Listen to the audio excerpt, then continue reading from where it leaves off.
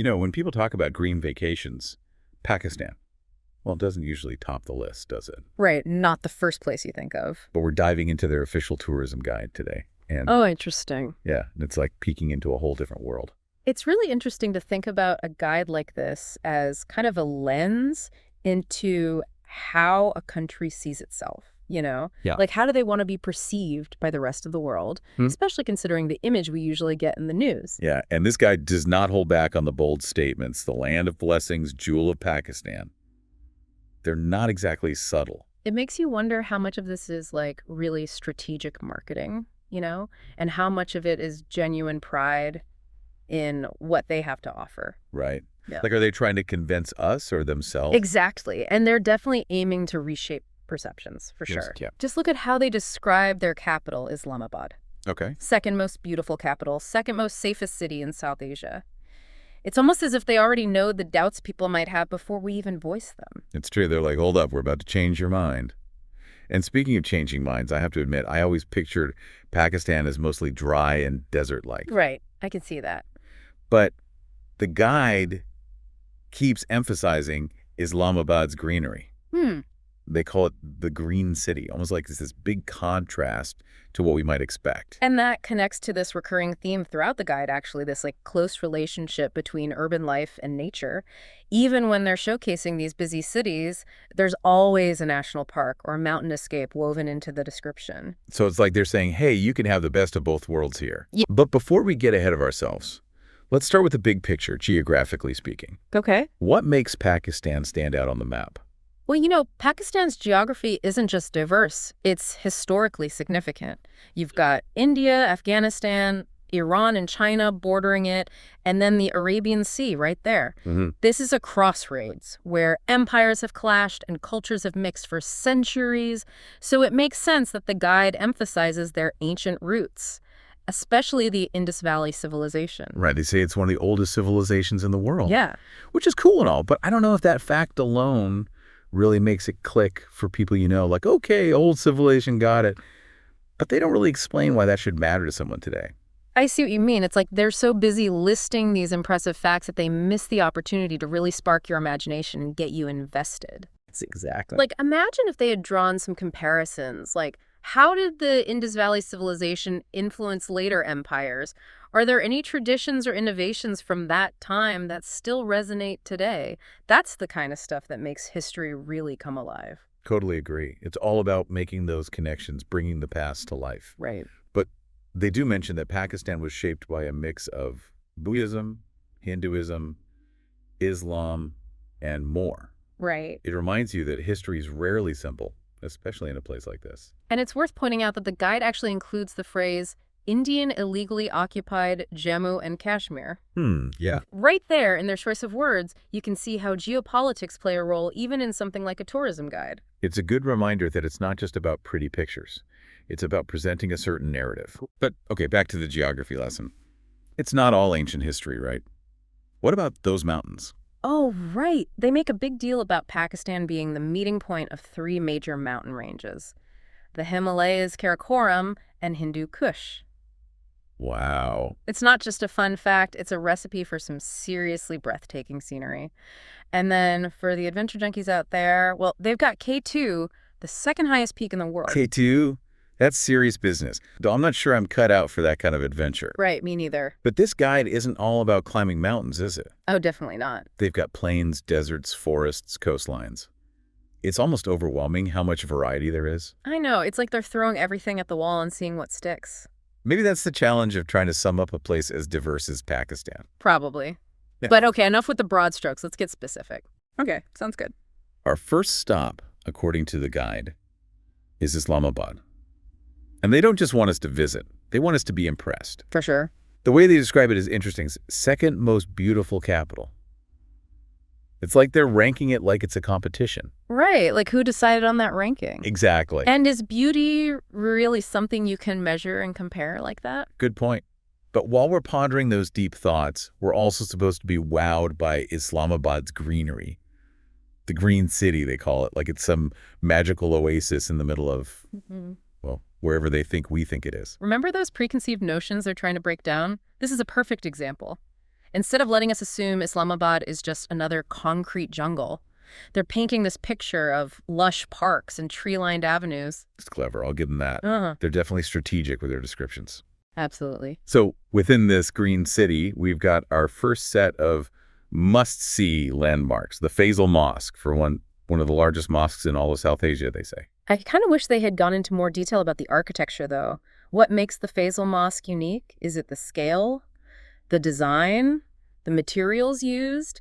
A few evocative details would have really brought it to life. You're preaching to the choir.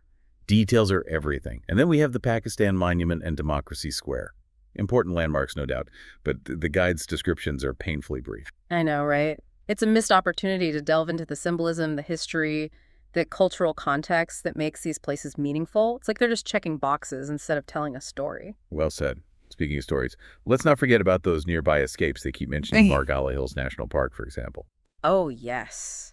A breath of fresh air, literally, and conveniently located just a stone's throw from the city. It's like they're anticipating the needs of every kind of traveler, even those of us who crave a bit of wilderness amidst the urban sprawl. Exactly. It's all about balance. So we've wandered through the green spaces of Islamabad. We've glimpsed a few landmarks, ready to move on to our next destination. Lead the way.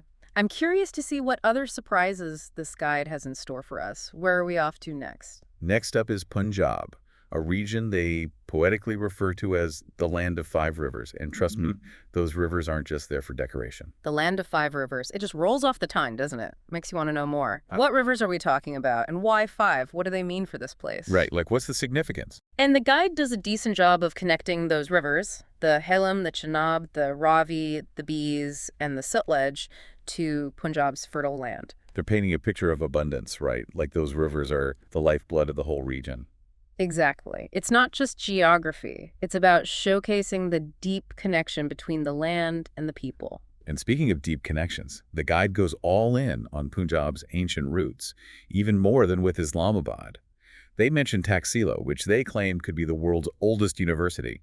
Just imagine the stories those walls could tell. Oh, I know. It's like they missed an opportunity there. Think about it. A university that old has seen empires rise and fall, witnessed the birth of new ideas. It's a goldmine of stories. Instead of just saying, hey, it's old, give us some of those stories. Was it a center of learning for a specific field? Did it rival any famous universities of its time? Right. Give us those aha moments, those connections to the wider world. But to their credit, they do highlight the diverse influences on Punjab's history. Mughal, Sikh, even the East India Company. It paints a picture of a land shaped by waves of cultural exchange. It's a reminder that history is rarely straightforward, especially in a place as historically significant as Pakistan. It's a tapestry woven from so many different threads. And speaking of tapestries, the guide makes a point of highlighting the contrast between historic and modern Lahore. I like that they acknowledge that Pakistan isn't stuck in the past. Right. You have the ancient walled city, a UNESCO World Heritage Site, they're sure to mention, existing alongside the hustle and bustle of a modern metropolis. It's that same juxtaposition we saw with Islamabad's greenery, the old and the new coexisting. Makes you wonder what it's like to be a local, navigating those two worlds every day. But okay, let's step into the walled city for a moment. The guide throws around terms like masterpiece and glimpse into the past, but do any specifics stand out to you? Well, they mention the Wazir Khan Mosque, intricate tile work, they say. Now, that piques my curiosity. What kind of tiles are we talking about? Are we talking geometric patterns, floral motifs, calligraphy? What colors dominate the design? Details. It's the details that make it real, right? It's the difference between reading a dry description and feeling like you're actually there, sunlight glinting off those colorful tiles. And what about the Lahore Fort and the Shahi Hammam? Anything worth noting about those? The guide mentions that the Lahore Fort witnessed centuries of history, which, while true, is a bit like saying the ocean is kinda wet. What specific historical events took place there? Did emperors hold court within those walls? Were battles fought for control of the fort? Give us the drama. Right. Help us feel the weight of history in those stones. And the Shahi Hammam, they call it a Mughal-era bathhouse. Now, that's a glimpse into daily life I can get behind, but again, more specifics would be great. Was it a place for the elite? Or could common folk enjoy its luxuries too? Exactly. It's those everyday details that make history relatable, that connect us to the people who came before us. But I digress. Shall we move on to our next destination? Sindh is calling. Sindh it is. And they're pulling out all the stops for this one. Cradle of civilizations and gateway of Islam. Those are some bold claims. What makes Sindh so significant, at least according to our guide? They're emphasizing its historical and spiritual importance. They say this is where Islam first entered South Asia, and that history is deeply intertwined with Sufism. They mention numerous Sufi shrines throughout the province, which is interesting, but they don't really explain what Sufism is for those who might not know. It's like they're assuming a certain level of knowledge from the reader, which is fine, but a quick explanation would be helpful, like a little footnote saying, hey, Sufism is this mystical branch of Islam known for its poetry, music, and emphasis on a personal experience of the divine, something like that. Exactly. Make it accessible without dumbing it down. And it's worth noting that they highlight the presence of Hindu temples in Sindh as well. They specifically mention the Sri Lakshmi Narayan Mandir, which suggests it's not just an afterthought, but a place of genuine significance for the local Hindu community. It's a good reminder that Pakistan isn't monolithic, religiously or culturally. And speaking of a melting pot, we can't talk about Sindh without mentioning Karachi, its vibrant capital. I always think of those bustling market scenes in movies whenever I hear Karachi mentioned. They call it a cosmopolitan port city with a distinct energy. They really emphasize that bustling atmosphere, the mix of cultures, the energy of a city where ancient traditions meet modern influences. It's another reminder that Pakistan isn't frozen in time, and each region has its own distinct flavor. I love that. It's like those flavors are what make exploring a new place so exciting. They also mention the coastline, the beaches, a bit of a change of pace from the historical sites. Right, and they mention the Mahata Palace Museum, but again, they don't really go into detail. What kinds of museum is it? Art, history, something else entirely. It's like they're giving us a glimpse through a keyhole instead of opening the door wide open. It's so frustrating. But I guess that's part of what makes this deep dive so interesting. We're filling in the blanks, using our imagination to bring these places to life. Precisely. We're like detectives, piecing together clues to understand the bigger picture. And speaking of pictures, our next stop takes us to a region known for its rugged beauty, Khyber Pakhtunkhwa. Are you ready for a change of scenery? Lead the way. I'm ready for anything at this point, from snow-capped peaks to bustling bazaars. What treasures await us in Khyber Pakhtunkhwa? Well, the guide immediately draws our attention to the Khyber Pass.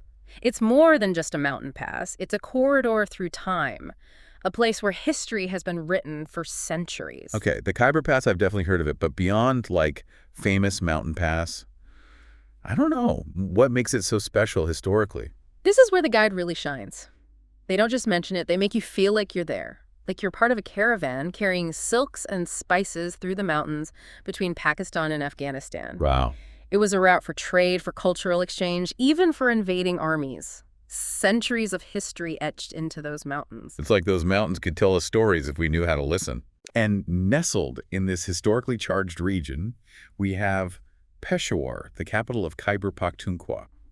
I'm picturing something rugged, a bit untamed. Am I on the right track? They call it a frontier town, a place where the past isn't just preserved, it's a living, breathing part of daily life. I like that. They describe these bustling bazaars where time seems to stand still. And again, I'm left wanting more details. What sets these bazaars apart? Are we talking specific crafts, unique foods, a certain atmosphere you wouldn't find anywhere else? Right, like paint us a picture. Exactly. But moving on to their must-see list for Peshawar. The one that caught my eye was the Peshawar Museum. Okay. They say it houses artifacts from the Gandhara civilization. Now, this is where it gets really interesting. Okay, tell me more.